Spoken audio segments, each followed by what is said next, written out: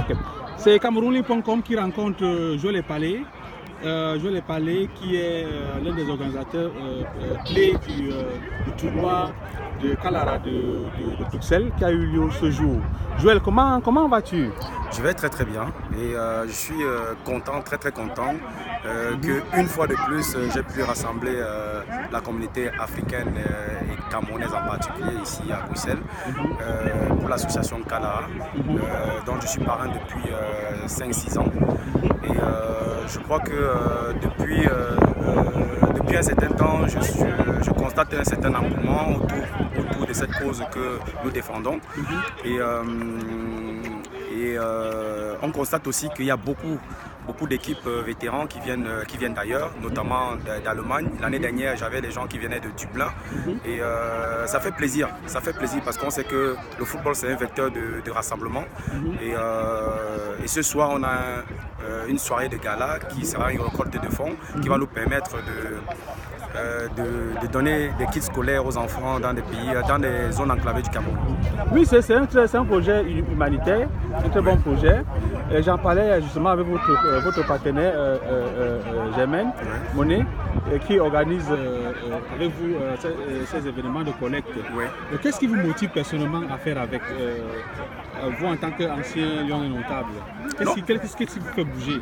Ce qui me fait bouger déjà, c'est la simplicité de la présidente et son dévouement par rapport à cette action, et du moins par rapport aux actions qu'elle mène, et le fait aussi qu'elle ait pu toucher du doigt ces manquements-là, notamment à l'Est où elle a été enseignante, institutrice, et des fois elle enseignait dans des conditions assez déplorables. Et le fait d'avoir voyagé, d'être venu ici en Europe et de voir aussi que les enfants, du moins, sont dans les meilleures conditions, et elle s'est dit qu'avec un peu de moyens, elle peut essayer de faire plaisir à cette communauté qui souffre dans nos zones enclavées du Cameroun. Ouais. Ok. Mais on vous a vu, on vous voit très engagé dans l'organisation. Vous êtes à gauche, à droite, vous mettez les équipes ensemble, vous organisez les matchs. C'est vraiment exemplaire ce que vous faites sur le terrain ici. Ouais. Donc déjà nos félicitations pour ça, pour cet engagement. Et après on a vu un match officieux, disons des Lions notables qui ont joué contre les anciens du Gabon. Un match très engagé. Ouais. Un match très engagé. On a vu un jour les palais des grands jours, et puis à côté de Bakoun, Djemba et tout le temps et tout le reste. Bon, finalement le Cameroun a gagné 2-1. Oui. Quelles sont vos impressions sur ces rencontres? Qu'est-ce que vous pensez de ces rencontres? Non, tout le monde a constaté que les Camerounais, les anciens Lions, ont encore des beaux restes, et on l'a encore prouvé ce soir. Et bon, voilà, on ne va pas s'arrêter là. Moi, la motivation aussi de mes camarades, c'est de se rassembler et de se remémorer peut-être voilà, des bons moments et des mauvais moments qu'on a pu passer ensemble, de rigoler ensemble, et voilà quoi. Donc voilà, le football c'est notre passion. C'est notre passion.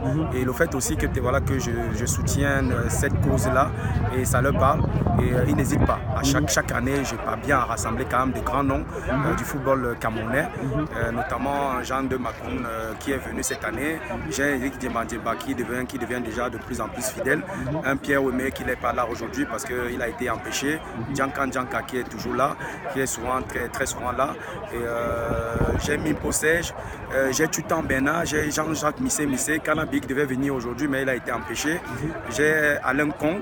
Donc tous ces gens-là, ça me fait plaisir et ça me donne la joie au cœur de savoir que mes anciens camarades peuvent m'accompagner dans ce genre d'action, quoi. On est aujourd'hui en face à un problème très important pour les vieux lions, quoi. Un peu de la vieille génération. Parce que votre génération, quand même, on voit quand même que même après votre conversion, bon, vous êtes quand même, disons, quand même assez solide sur vos pieds, financièrement établis, avec les activités et tout le reste. Ouais. On a vu quand même un ancien lion notable nous quitter d'une manière assez déplorable dernièrement au Cameroun. Et avant lui, il y avait aussi d'autres. Ouais, donc c'est un problème en fait qui est toujours là, qui est un peu crucial, alors qu'on a quand même des structures, quoi. Et on a la FECAFOOT, on a le ministère, on a quand même, et puis on a les anciens lions aussi, tout ça. Bon, mais qu'est-ce qu'on peut vraiment faire sur ça? Parce qu'on se casse la tête depuis. Quelles sont les solutions à ce problème-là pour quand même que c'est les lions qui n'ont pas pu se reconvertir dans leur carrière, qui puissent quand même avoir des activités qui leur permettent de vivre de manière décente et puis de partir aussi de manière décente. Non, mais c'est comme vous avez dit tantôt qu'on a des structures, on a certes des structures, mais il n'y a pas un suivi. Malheureusement, il n'y a pas un suivi. Comme je note aussi que peut-être voilà, le Cameroun regorge de beaucoup de talent, mais on manque de professionnalisme, donc voilà, et de suivi aussi, de traçabilité. Nous qui avons, même les anciens qui ont été avant nous, quand ils sortent de l'équipe, du moins de cette grande maison, je vais dire, de cette grande famille qui est les Lions, ils sont parfois peut-être délaissés à eux-mêmes. Donc je vais pas tirer sur des gens en disant que non, c'est pas parce qu'on a joué à l'équipe nationale qu'on doit absolument peut-être voilà s'occuper de nous. Mais on doit quand même être assez humain, parce qu'il y a des gens qui peuvent se retrouver dans des problèmes. Mais si on avait des structures assez fortes, et on aurait peut-être voilà, pu sauver certaines situations. Mais le fait aussi que nous aussi, en tant que footballeurs, on ne parvienne pas peut-être voilà, à se rassembler et à parler d'une même voix pour pouvoir peut-être mettre nous aussi de bonnes structures en place, solides, pour qu'on puisse ne pas se retrouver dans ce genre de situation. Et que si peut-être voilà, si une situation pareille parvient peut-être voilà, à se présenter, qu'on puisse avoir les moyens pour pouvoir peut-être pallier à ça. Mais nous-mêmes aussi, on est fautifs. On ne va pas seulement accuser les autres. Il faudrait que nous-mêmes, on se regarde devant la glace et qu'on essaie de tirer les leçons, et après peut-être voilà, faire peut-être voilà, un bilan. On essaie peut-être de nous rassembler et voir ensemble ce qu'il y a lieu de faire. Est-ce qu'on doit mettre, quelle structure on doit mettre en place, et peut-être voilà, avec cette structure-là, on essaie de faire des propositions aussi à la fédération pour qu'on voit comment on peut travailler main dans la main pour pouvoir peut-être voilà, éviter ce genre de situation. Est-ce que ça veut dire que Joël Epalé demande actuellement, avec sa parole, aux professionnels de faire un effort, d'essayer de se rassembler une fois avec un ou deux thèmes, parmi lesquels ce thème-là par exemple, et puis à partir de ces rencontres, essayer de trouver des solutions qui vont pousser ça avec la faute? Ouais, c'est mon souhait. Et moi, depuis, ça fait 3 ans, 4 ans que je parviens. On met peut-être la ancienne génération et tout, je vois que peut-être voilà, il n'y a pas, ils se rassemblent pas assez. Mais notre génération, on va dire la génération peut-être 98, 2000 et tout ça, où on a quand même eu des moments glorieux à l'équipe nationale, on parvient quand même à se rassembler. Comme aujourd'hui, vous avez vu, je crois que peut-être voilà, pratiquement tous ceux qui ont joué aujourd'hui, c'est eux qui ont quand même peut-être voilà, porté très haut les couleurs de l'équipe nationale. Et ce n'est pas rien, on vient quand même, on se déplace jusqu'à Bruxelles. Pourquoi on ne peut pas, ne serait-ce que trouver peut-être un jour qu'on s'asseye ensemble, qu'on essaie de mener des réflexions, et on essaie de trouver des voies et moyens pour pouvoir consolider du moins ces rassemblements-là qui va se transformer en une bonne structure. Et quand la structure sera en place, on va peut-être essayer de réfléchir comment peut-être aller chercher les moyens pour pouvoir peut-être éventuellement essayer de pallier à certaines situations à venir. Ok, vraiment c'est ça. Je vous souhaite beaucoup de courage dans cette entreprise, essayer de faire quelque chose, c'est une très bonne idée. Bon, bientôt là, on aura la CAN. Le Cameroun se prépare pour la CAN. Bon, on a dit qu'on sera prêt. Bon, vous pensez aussi qu'on sera prêt, c'est ça?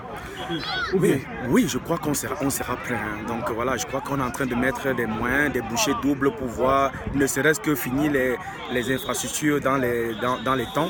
Et de temps en temps, je regarde les informations, l'évolution aussi des travaux. Je crois que ça avance nettement bien. Et j'espère qu'on sera dans les clous le jour J. Et ça sera la deuxième fois qu'on organise une compétition pareille au Cameroun. Et je sais quel l'engouement qu'il y aura tout autour. Et ça va faire plaisir à toute une nation. Parce qu'on a une nation quand même nous sommes très fanatiques du football.